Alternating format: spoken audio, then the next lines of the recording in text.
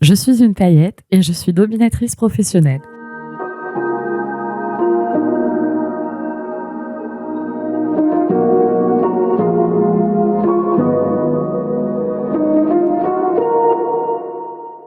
Je commence progressivement à m'intéresser à tout ce qui est BDSM. Mais quand tu dis je m'intéresse à ça, c'est-à-dire tu fais quoi? Tu lis des livres, tu mates des films, tu vas dans des tu discutes lieux, Alors les films, c'est pas à ce moment-là que j'ai commencé à en regarder. Mais non, je rencontre des gens déjà qui le pratiquent eux-mêmes. Ouais. Dans le milieu du libertinage, du coup, Dans le milieu du libertinage, ouais. Après, je m'intéresse à des pratiques. Il y a des pratiques qui sont très belles, dont beaucoup de gens ont entendu parler maintenant, comme le shibari, par exemple, qui est une méthode de bondage. Tu connais ça, Mélange? Pas du tout. Non. Ça peut être un art. Hein. Ça peut être très beau. Ouais, hein, ouais. Et c'est pas une pratique qui est nécessairement sexualisée en plus derrière. C'est le fait d'être accroché avec des cordes, donc il y a tout un travail de nœuds et tout ça. J'ai la visu, ouais. Et voilà, c'est pas juste on le saucissonne et on l'entend comme de la voiture. Allez hop, non, c'est pas ça. Qui veut une petite paupiette? Aucun rapport. Ok. Et donc je m'intéresse. Mais est-ce que quand tu t'intéresses, tu pratiques en même temps, ou c'est juste tu te renseignes? Je rencontre des hommes. Ok. En fait, à ce moment-là, je suis vraiment, je cherche quelque chose, mais je ne sais pas ce que je cherche. Ouais. Je cherche quelqu'un qui corresponde à une sorte d'idéal. Mais à ce moment-là, tu sais pas. Mais je ne sais pas, et surtout, je ne trouve pas. Est-ce que tu dis pas, mais est-ce que ça existe, ce qui me fait kiffer, est-ce que ça existe en fait? Si moi je partais du principe que si moi je ressentais ces besoins-là, il y avait forcément quelqu'un en face qui était capable de te donner ça. Ouais, quoi. Ouais. Et donc je cherche, je ne trouve pas. Donc je suis hyper frustrée. Et jusqu'au moment où je discute avec un ami et je finis par lui dire, écoute, je dis moi clairement, je suis une soumise frustrée parce que je ne trouve pas ce que je cherche. Et je me dis pourtant en tant que femme, j'aurais pensé que ça serait tellement facile. On est plutôt sur un cliché, c'est clair, le mâle dominant, la femme soumise. Voilà. Ouais. Et sauf qu'à ce moment-là, pas sûr, hein. En disant ça, j'ouvre la boîte de Pandore parce que je me dis, mais du coup, les hommes qui recherchent ce que moi je recherche, ils doivent pas en trouver beaucoup. Pareil, ouais, bien sûr. Et donc là, j'ouvre ma propre boîte de Pandore à ce moment-là en me disant, c'est peut-être finalement pas cette position de soumission qui est tirée, mais l'autre position de domination. Et là, en me disant ça, déjà, j'ai mis très longtemps à l'assumer parce que ça allait à l'encontre, en fait, de tout ce que je m'étais construit finalement. Bien sûr, avant. C'est même tout l'inverse. Et puis, moi, quand je voyais des hommes ou des femmes pratiquer de la domination, je me disais, mais c'est un savoir-faire, c'est des connaissances, c'est... Et je me dis, bon, comment je vais faire? Et je me retrouve sur un réseau social qui est dédié au BDSM et au fétichisme. Et je commence à farfouiller là-dessus. Et un jour, je mets une annonce en disant, voilà, je cherche un soumis, quoi. Je jette littéralement une bouteille à la mer en me disant, on verra bien. Ouais. On verra bien ce que ça donne. Et je sympathise du coup avec un jeune homme et je le préviens. Je lui dis, voilà, moi, je n'ai jamais pratiqué. Je suis en train d'apprendre. Va falloir que tu sois indulgent. J'entends que tu as des attentes. Humainement, on s'entend très bien, mais va falloir que tu sois indulgent. Il me dit, ok, pas de souci. Et donc, cette relation dure 4-5 mois, où on se voit de temps en temps, on pratique, ça se passe bien. Toi, t'aimes bien? Moi, j'aime bien. Ouais. C'est un peu déconcertant pour moi d'avoir cette position-là de prendre le contrôle, mais ça va. Ouais. Ça va, ça me plaît bien. Et est-ce qu'à ce moment-là, vu que c'était les prémices de quelque chose, est-ce que tu dis, je crois que là, ça y est, j'ai trouvé ce qui me plaît? Alors, je comprends que ça me plaît, mais il faut savoir qu'en même temps de tout ça, donc moi j'ai un travail à la banque classique. Toujours. Alors pas à la banque, enfin banque et assurance, où je gagne bien ma vie. En fait, ma vie personnelle en tout cas se stabilise. Donc j'ai ma maison, j'ai ma fille, vous avez mon pris travail, des habitudes avec le papa, tout ça. Tout va bien. Et en fait, il y a une espèce de craquement mental qui se fait. Et tu vas saucissonner des gars. Pardon, c'est chelou, hein. C'est vrai, c'est sûr que. Non, mais c'est chelou. Je veux dire, toi, dans ta tête, quand tu pars de chez toi, pour aller saucissonner, on rigole. Oui. C'est une image. Pour aller saucissonner des gars, est-ce qu'il n'y a pas des moments où tu te regardes tu vois, du dessus? Mais à ce moment-là, c'était qu'un passe-temps. Ouais, mais même. C'était qu'un passe-temps. C'est comme il y a des gens, ils sortent du travail, ils vont dans un club libertin. Ouais, bien sûr. Mais voilà, quand c'est pas du tout dans ton...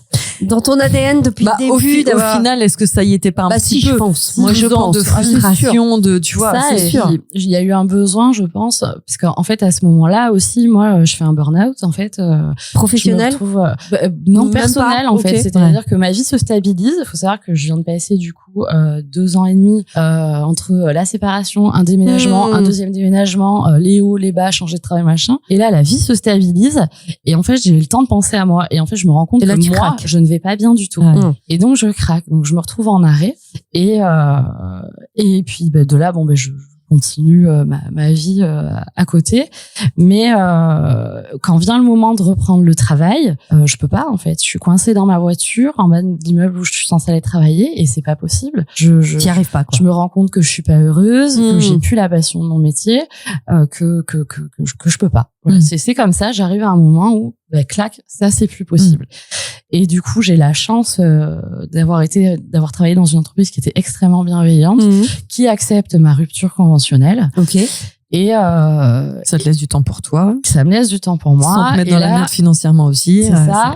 Et là, je me dis bon, y a peut-être moyen de faire un truc d'allier plaisir et travail. Voilà. Je me dis. A priori, ça c'est le rêve de tout le monde, hein. D'être heureux dans ce que tu fais pour travailler. Je parle que de ça, hein. Je suis pas en train de parler de lier sexe, c'est pas ça, hein. Plaisir. Alors, je parle pas de sexe. Non, voilà. Je parle pas de sexe. C'est-à-dire que là, t'as pas déjà cette petite chose en tête? Alors, faut savoir quand même que, d'autres n'ont pas le même mode de fonctionnement que moi, mais moi, je n'ai pas de rapport sexuel avec les personnes que je reçois. Il y a un jeu entre eux et moi qui se met en place, mais je n'ai pas de rapport sexuel. D'accord. Moi, alors attends, parce il me touche pas au-dessus du genou, il me touche pas les seins, il se touche lui-même, quoi. Il m'embrasse pas, même pas parfois, même pas. C'est vraiment, moi, c'est là-dessus que je mets je mets un point d'honneur à ça et vraiment, je le redis, je n'ai pas de rapport sexuel avec mes clients. C'est non. Il y en a une fois qui a essayé, je l'ai mis dehors. Voilà. Okay. Mais attends, parce que entre le moment où t'es bloqué dans ta voiture et tu dis ok, c'est plus pour moi, et ce que tu nous racontes là, il s'est passé quelque chose quand même. En fait, j'avais je voyais que finalement j'avais entre guillemets mon petit succès, que bon, donc il y avait sûrement moyen de faire quelque chose. C'était un bon filon.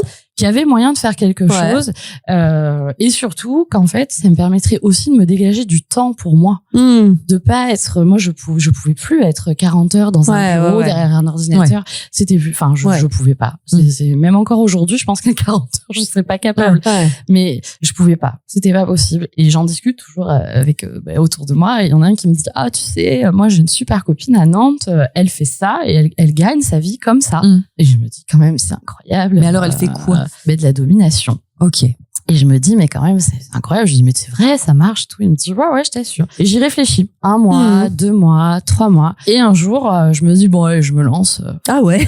On verra bien ce que ça donne.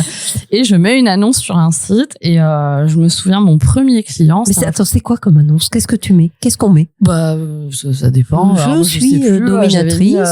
Dominatrice basée en Corrèze, recherche soumise pour séance. Ouais. D'accord. Voilà, quelque chose de très classique. Oui. Et donc, ça sous-entend que c'est tarifé. Ça sous-entendait que c'était tarifé. Ouais. Après, dans la discussion, de toute façon, on le dit. C'est pas, on raquette pas le monsieur quand il vient ou la dame quand elle vient. Tu veux sortir, tu payes. Comment tu tarifes ça, quand même, d'un coup, sans savoir trop? Au pif? Regardes, déjà, tu regardes ce que font les autres. Certes, moi, celui qui m'a dit que je connaissais quelqu'un qui faisait faire, savait combien elle prenait de l'heure. Ok. Et de toute façon, on voit par rapport aux autres. Tu peux dire ou pas? Non. Une fourchette. Non, mais dis vraiment entre 50 et 500. Ça dépend. Ça dépend vraiment, quoi? De l'heure, de ce qu'on te demande? Alors, moi, je prenais à l'heure. Après, selon ce qu'on me demandait. D'accord.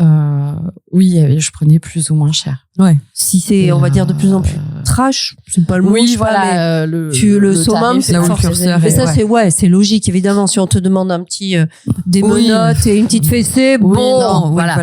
D'accord, j'ai compris. Ok. Mais du coup, j'ai perdu là où j'en étais. Et donc tu mets cette annonce. Voilà. Voilà. Je mets cette annonce et je commence à discuter avec un monsieur qui, lui, il est fétichiste des pieds. Alors moi, les pieds, j'ai toujours détesté ça. Vraiment, les pieds, c'était pas mon truc. Et t'étais déjà fan de chaussures, mais pas de pieds. Fan de chaussures, mais pas de pieds. Les gens, ils me touchaient dans des pas avec leurs pieds, on me touchait pas les pieds. Je trouvais ça moche. Et lui fétichise les pieds, et il m'explique que, il cherche quelqu'un à qui il pourrait lécher les pieds 2 fois par mois. C'est génial. Bon, ok. Je dis d'accord. Why not? Bon. Et au final, on se rend compte, humainement, encore une fois, on s'entend bien. Donc, je dis, ok, banco. Et en fait, là, ça a été vraiment la toute première personne avec qui j'ai été tarifée.